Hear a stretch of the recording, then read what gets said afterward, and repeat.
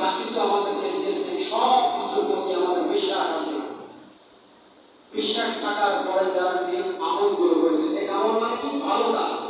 ভালো কাজ যারা করেছে আল্লাহ সুবহানাহু ওয়া তাআলা ঘোষণা দিয়েছেন তাদের জন্য ছোটখাটো পুরস্কার নয়, তাদের জন্য জান্নাতুল ফেরদাউস বলে বলুন না সুবহানাল্লাহ। এই জান্নাতে আমরা সবাই এখানে যারা আছি সবাই যেতে চাই কি চাই না? সবার আশা আকাঙ্ক্ষা তামান্না ইচ্ছা সংকল্প প্রতিজ্ঞা সাধনা সব কিছু জান্নাতে যাওয়ার জন্য। আমরা এই মসজিদের মধ্যে এসেছি শুধুমাত্র আল্লাহ সুবহানাহু ওয়া তাআলার রহমত পাওয়ার জন্য। আল্লাহ সুবহানাহু ওয়া তাআলা আমাদেরকে যেন করুণা করে দয়া করে যেন জান্নাত পর্যন্ত পৌঁছায় দেয়। ঠিক কিনা বলেন সম্মানিত ভাইরা? এই জন্য আমরা সব সময় আল্লাহ সুবহানাহু ওয়া তাআলার কাছে আমরা সব সময় প্রার্থনা করব জান্নাতে যাওয়ার জন্য। ঠিক কিনা বলেন? এই জন্য আমরা একাকী জান্নাতে যেতে চাই না, আমরা আমাদের ভাইদেরকেও জান্নাতে নিয়ে যেতে চাই। ঠিক কিনা বলেন? তাই তো কবি বলেছেন জান্নাতে একা আমি যাব না তো ভাই, তোমাকেও জান্নাতি সাথী নিতে চাই। আল্লাহুম্মা আমিন। আমরা কি একা জান্নাতে যেতে চাই? আচ্ছা বলেন তো, জান্নাতে যদি কিছুই না থাকে, আমার ভাইরা যদি না থাকে, ওই জান্নাতে যাওয়ার কোনো অর্থ আছে? অতএব জান্নাতে আমি একা যেতে চাই না, আপনাদেরকে সাথে নিয়ে জান্নাতে যেতে চাই। বলুন আল্লাহুম্মা আমিন। জান্নাতে একা আমি যাব না তো ভাই, তোমাকেও জান্নাতি সাথী নিতে চাই।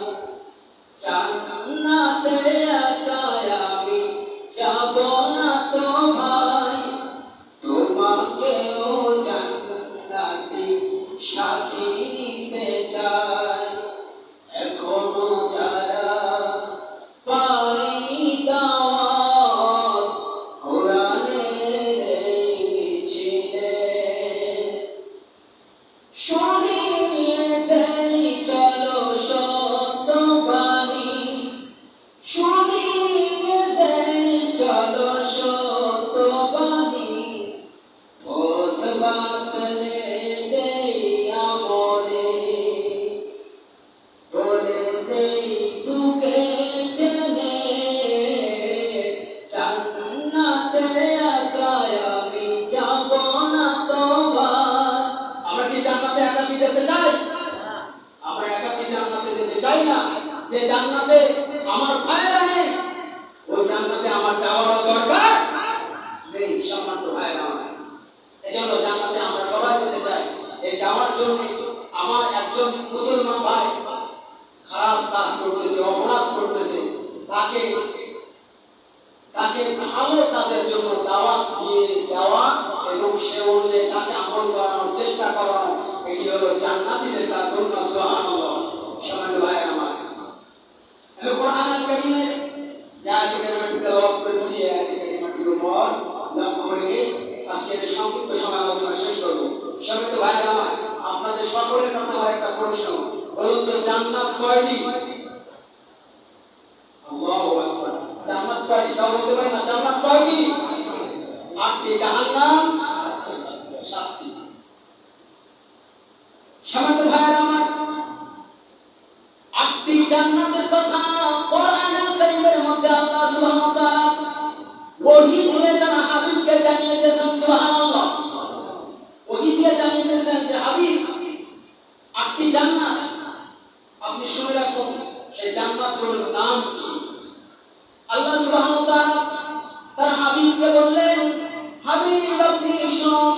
16 নম্বর পারা 18 নম্বর সূরা কাহফের 107 নম্বর আয়াতে আল্লাহ সুবহানাহু ওয়া তাআলা বললেন, ইন্নাল্লাযীনা আমানু ওয়া আমিলুস সালিহাতি কানাত লাহুম জান্নাতুল ফিরদাউসি নুজুলা।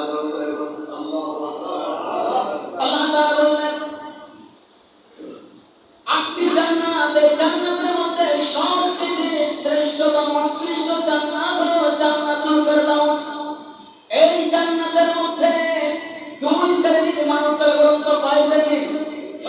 কয় শ্রেণী?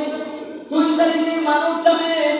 তাদের মধ্যে যাদের মজবুত ঈমান আছে, ইন্নাল্লাযীনা আমানু, যাদের মজবুত ঈমান আছে, ওয়া আমিলুস সালিহাত, নিজে নেক আমল করে এবং তার সাথে সাথে অপর মুসলমান ভাইকে নেক আমল করার জন্য অনুনয় বিনয়ের সাথে বলে, ওই ব্যক্তিকে আল্লাহ সুবহানাহু ওয়া তাআলা কথা দিয়েছেন, ওই ব্যক্তিকে আমি উপহার দেব জান্নাতুল ফেরদাউস। বলুন সুবহানাল্লাহ। শোনাতে ভাইরা আমার, এরপর আল্লাহ সুবহানাহু ওয়া তাআলা ঘোষণা দিয়ে এখানে একান্ত হয়নি। আল্লাহ সুবহানাহু ওয়া তাআলা বললেন, কানাত লাহুম জান্নাতুল ফিরদাউসি নুজুলা খালিদিনা ফিহা লা ইয়াবগুনা আনহা হিওয়ালা। বলুন আল্লাহু আকবার। আল্লাহ সুবহানাহু ওয়া তাআলা বলেন, ওই জান্নাতের মধ্যে আমি তো প্রবেশ করাবো ওয়াদা দিয়েছি, তবে আমার সবচেয়ে উপরে হলো কোন ব্যক্তি যদি জান্নাতুল ফেরদাউসের মধ্যে একবার প্রবেশ করে, বলুন তো কয়বার? বলুন কয়বার? একবার কোন ব্যক্তি যদি জান্নাতুল ফেরদাউসের মধ্যে প্রবেশ করে, ওই ব্যক্তি আর জান্নাতুল ফেরদাউসের মধ্য থেকে বাইরে হতে চাইবে না। সবচেয়ে উৎকৃষ্ট বেহেশত জান্নাত হলো জান্নাতুল ফেরদাউস।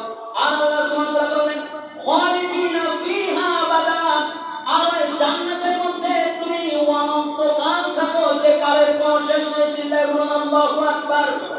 সবাই ভাই আমার, জান্নাতুল ফেরদাউসের মধ্যে একবার আপনি যদি প্রবেশ করেন, তাহলে ওই জান্নাতুল ফেরদাউসের মধ্য থেকে আপনি আর বাহির হওয়ার চিন্তা চেতনা কল্পনা কখনো করবেন না। তার কারণ হচ্ছে আপনি মাযহাবের ব্যারিস্টার আল্লামা আবু জাফর তাহবী রাহমাতুল্লাহ আলাইহি তাহবী শরীফের মধ্যে লিখেছেন, টিকার মধ্যে লিখেছেন, একটি হাদিস উদ্ধৃতি দিয়ে টিকার মধ্যে লিখেছেন যে ওই জান্নাতের মধ্য থেকে কোন জান্নাতি এজন্য বাহির হতে চাইবে না, ওই জান্নাতের মধ্যে এমন একজন ব্যক্তি থাকবে, যে ব্যক্তি হচ্ছে সবচেয়ে দামি ব্যক্তি। সেই ব্যক্তি হলো আপনার আমার মায়ার নবী, জানের নবী, নবী মুহাম্মদ রাসূলুল্লাহ সাল্লাল্লাহু আলাইহি ওয়াসাল্লাম। জান্নাতুল ফেরদাউসের মধ্যে থাকবে মুহাম্মদ আরবি, মুহাম্মদ সাল্লাল্লাহু আলাইহি ওয়াসাল্লাম।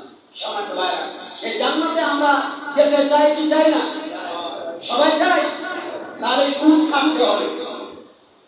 জান্নাতুল ফেরদাউসে যদি আমরা যেতে চাই, ঘুষ থাকতে হবে। জান্নাতুল ফেরদাউসে যদি আমাদের যাওয়ার মন মানসিকতা থাকে, তাহলে অপরকে ঠকানো আপনার ত্যাগ করতে হবে। জান্নাতুল ফেরদাউসে যদি আপনি যেতে চান, দূরের হক বাড়ি যাবেন, সাথে সাথে আপনার দূরের হক সাথে সাথে আপনাকে তার ন্যায্য অধিকার ফিরে দিতে হবে। ঠিক কিনা বলেন?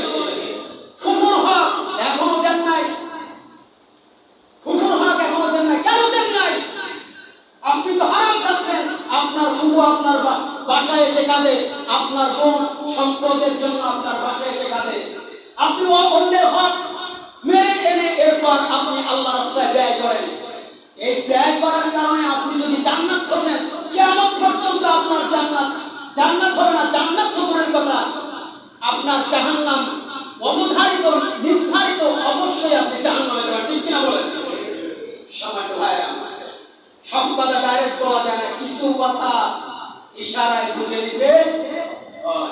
সম্মানিত ভাইরা, আমরা সব সময় চিন্তা করি যে আমরা নামাজ পড়ব, কোরবানি দিব, এরপর দান সদকা করব, জান্নাতে যাব। জান্নাত কি আপনার মামুর বাড়ি যে আপনি চাইলেন আর পেয়ে গেলেন? জান্নাত আপনার আমার মামুর বাড়ি নয়। জান্নাত এমন একটি জায়গা, জান্নাত এমন একটি জায়গা যেখানে কোন সুদ করে স্থান থাকবে, কতক্ষণ থাকবে? কোন ঘুষ করে জায়গা হবে না জান্নাতে, কোন সুদ করে জায়গা হবে না, কোন পাট করে জায়গা হবে না, কোন কালোবাজারির জায়গা হবে না, কোন চাঁদাবাজের জায়গা হবে না, কোন পাট করে জায়গা হবে। সম্মানিত ভাইরা, কথাগুলো দিতে লাগলেও কথাগুলো সত্য। সম্মানিত ভাইরা, এক নম্বর জান্নাতের নাম হলো জান্নাতুল, জয় বলুন, জান্নাতুল ফেরদাউস। এই জান্নাতুল ফেরদাউসের মধ্যে যখন একজন ঈমানদার মুত্তাকি পরহেজগার আল্লাহওয়ালা যখন প্রবেশ করবে ওই জান্নাতের মধ্য থেকে আর বাহির হতে চাইবে না। আমাদেরকে মেসেজ দিয়েছেন কে? শাহেদ ভাইরা। এরপর 2 নম্বর জান্নাত, 2 নম্বর জান্নাতের কথা আল্লাহর হাবিব বলেছেন 2 নম্বর জান্নাতের নাম হলো জান্নাতুস সালাম। সুবহানাল্লাহ, জান্নাতুস সালাম। এই জান্নাতুস সালামের কথা কোরআনুল কারীমের 8 নম্বর পারা 6 নম্বর সূরা সূরা আনআমের 126 এবং 27 নম্বর আয়াতের মধ্যে আল্লাহ সুবহানাহু ওয়া তাআলা বলেছেন ওয়া হাযা সিরাতু রাব্বিকা মুস্তাকিমান قد فضلنا الآيات لقوم يذكرون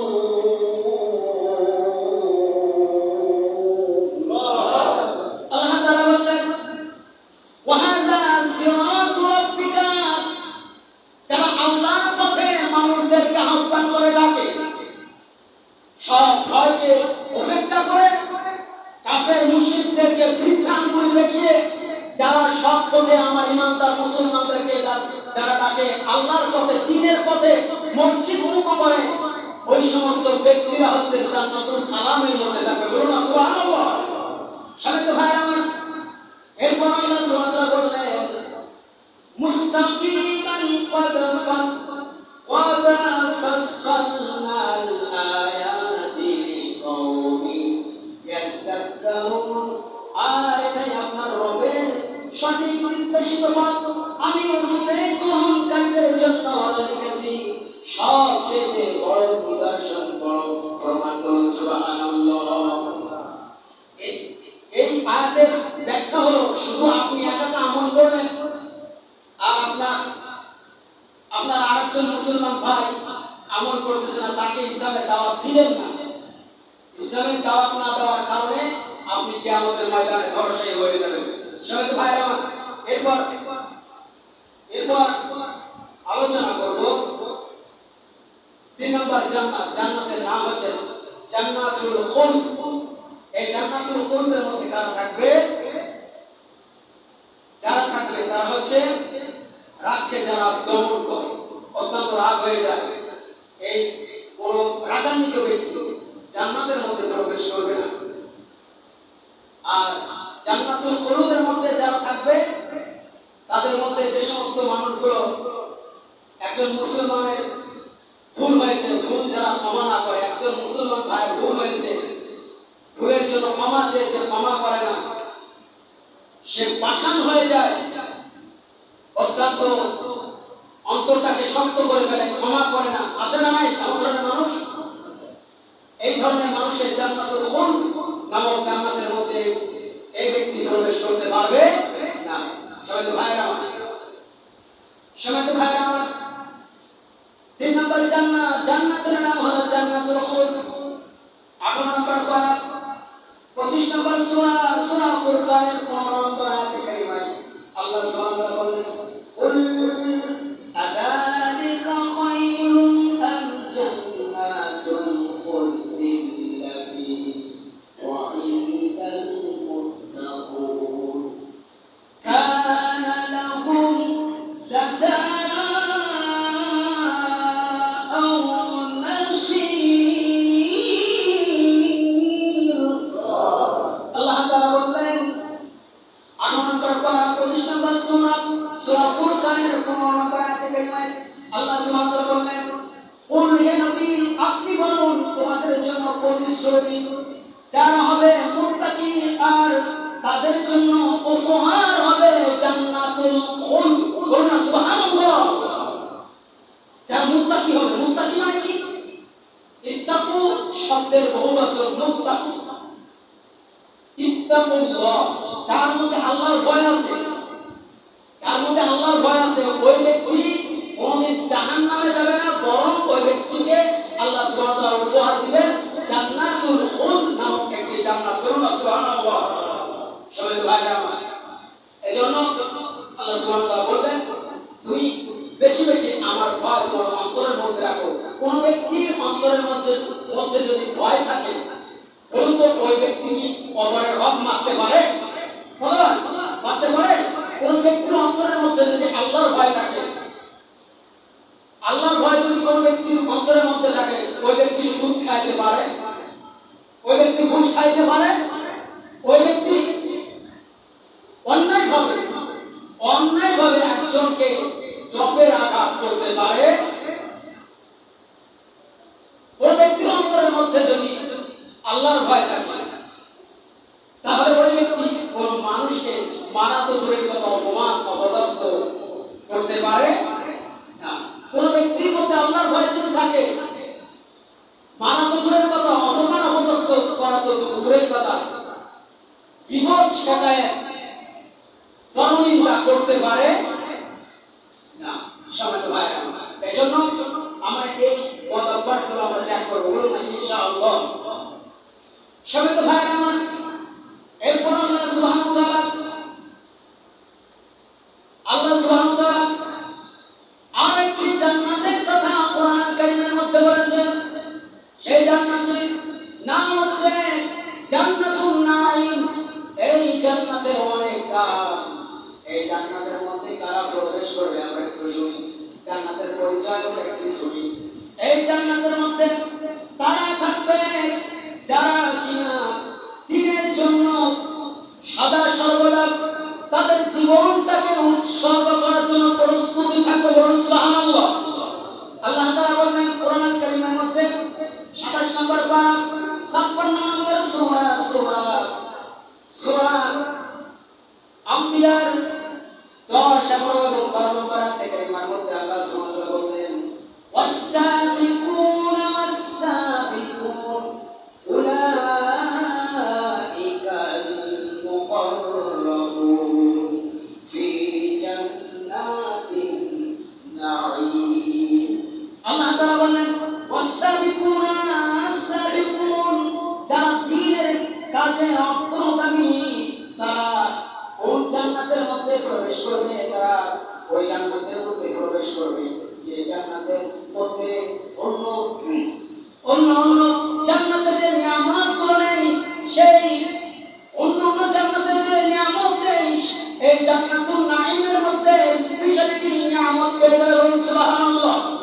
স্পেশালিটি নিয়ামত হলো জান্নাতুন নাঈমের মধ্যে। আর তার মধ্যে আরেক শ্রেণীর মানুষ প্রবেশ করবে, তারা কি? উলাইকা মুকাররাবুন।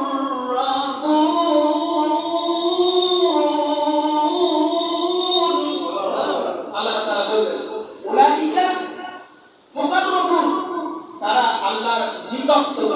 যারা সবচেয়ে আল্লাহর নিকটতম, আল্লাহর নিকটতম কারা? যারা মসজিদে আসে না তারা কি আল্লাহর নিকটতম? কথা বল, তারা কি আল্লাহ তাআলার নিকটতম? না, তারা কখনো আল্লাহ তাআলার নিকটতম হতে পারে না। যারা মসজিদে নিয়মিত 5 ওয়াক্ত হাজিরা দেয়, আল্লাহর হুকুম মানার জন্য মসজিদে এসে আল্লাহর কুদরতি কদমে সিজদা দেয়, তারা সব থেকে আল্লাহর নিকটতম। সুবহানাল্লাহ। এই সমস্ত মানুষদের জন্য আল্লাহ সুবহানাহু ওয়া তাআলা ওয়াদা দিয়েছেন যে তাদের জন্য এমন একটি জান্নাত আমি নির্ধারণ করে রেখেছি, যে জান্নাতের মধ্যে এমন স্পেশালি আরাম আয়েশের ব্যবস্থা আমি করে রেখেছি, যে আরাম আয়েশের ব্যবস্থা অন্য কোন জান্নাতে নেই। সুবহানাল্লাহ। এজন্য আমরা প্রতিনিয়ত মসজিদে আসবো, 5 ওয়াক্ত নামাজ আদায় করব।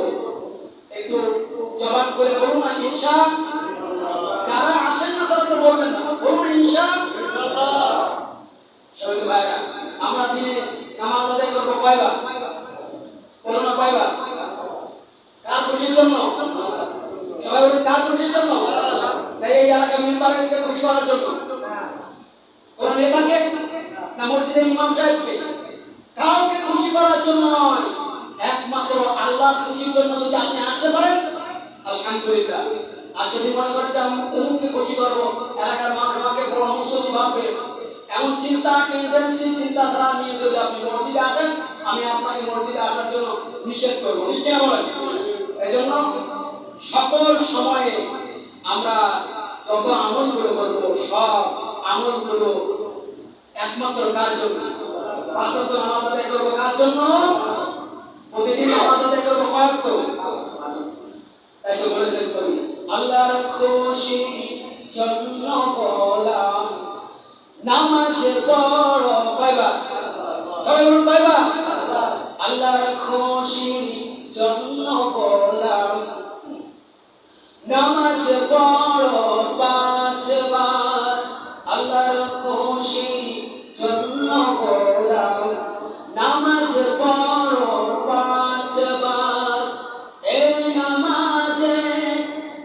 নামাজে দুঃখ যাবে সফল হবে এবার ওপার, আল্লাহর খুশি জন্য গোলাম নামাজ পড়ো কয়বার, এক ওয়াক্ত নামাজ পড়ো কুফরি হয়নি আসব, এক ওয়াক্ত নামাজ যদি ইচ্ছাকৃত হেলায় অবহেলায় নিজের ইচ্ছায় যদি আপনি ত্যাগ করেন, মুসলিম শরীফের হাদিসের মধ্যে আল্লাহ রাসূল বলেছেন মান তারাকা সালাতা মুতাআম্মিদান ফাকাদ কাফারা, কিয়ামত পর্যন্ত এই হাদিসের বিপক্ষে কোনো হাদিস নিয়ে আসতে পারবেন না। আল্লাহ রাসূল বলেছেন মান তারাকা সালাতা মুতাআম্মিদান ফাকাদ কাফারা, যে ব্যক্তি হেলায় অবহেলায় ইচ্ছাকৃত এক ওয়াক্ত নামাজ তরক পড়লো না, ওই ব্যক্তি হলো কাফের। এটি আমার কথা বলেছেন মুহাম্মদ সাল্লাল্লাহু আলাইহি ওয়াসাল্লাম। আপনি বলেন আল্লাহ রাসূল বলেছেন মান তারাকা সালাতা মুতাআম্মিদান ফাকাদ কাফারা, এখন আপনি কি বলবেন? সবাই ভাই আমার, এজন্য আমরা কেউ কাফের হয়ে মরতে চাই না, আমরা ঈমানদার মুত্তাকি হয়ে মরতে চাই, ঠিক কিনা বলেন? এজন্য আমাদের প্রয়োজন 5 ওয়াক্ত নামাজ আদায় করা, কথা ঠিক কিনা? সবাই ভাই আমার, এজন্য আমরা 1 ওয়াক্ত নামাজ কাজা করব না, 1 ওয়াক্ত নামাজ আদা করলে আপনাকে অবশ্যই কাফারা আদায় করতে হবে, ঠিক কিনা বলেন? এজন্য কবি বলেছেন এক ওয়াক্ত নামাজ পড়ো কুফরি হয়নি আসব, জীবন মরণ দুঃখে ভরে সীমাহীন এক মহানর, আল্লাহু আকবার। নামাজের হিসাব প্রথম হবে কিয়ামতের কঠিন দিনে, ঠিক না? নামাজের হিসাব কিয়ামতের ময়দানে সর্বপ্রথম হবে। সর্বপ্রথম কিয়ামতের ময়দানে কিসের হিসাব হবে? নামাজের হিসাব হবে।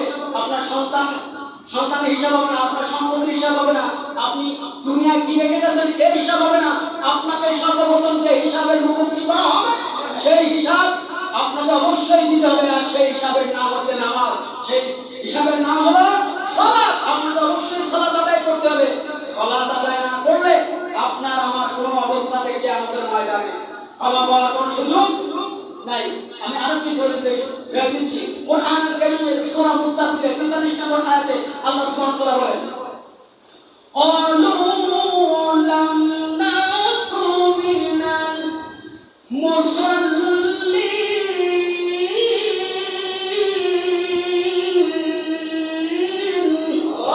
আল্লাহ তাআলা বলেন যে যারা ইচ্ছাকৃত নামাজ আদায় করবে না এই আয়াত বলে তাদের জন্য অবশ্যই জাহান্নাম নির্ধারিত। আল্লাহ সুবহানাহু ওয়া তাআলা আমাদের সকলকে 5 ওয়াক্ত নামাজ সমানভাবে আদায় করার তৌফিক দান করুন এবং বেশি বেশি নেক আমল করার তৌফিক দান করুন। ঈমান মজবুত নিয়ে বেশি বেশি নেক আমল করার তৌফিক দান করুন। একটু জামান করে বলা যাবে না? আল্লাহুম্মা আমিন।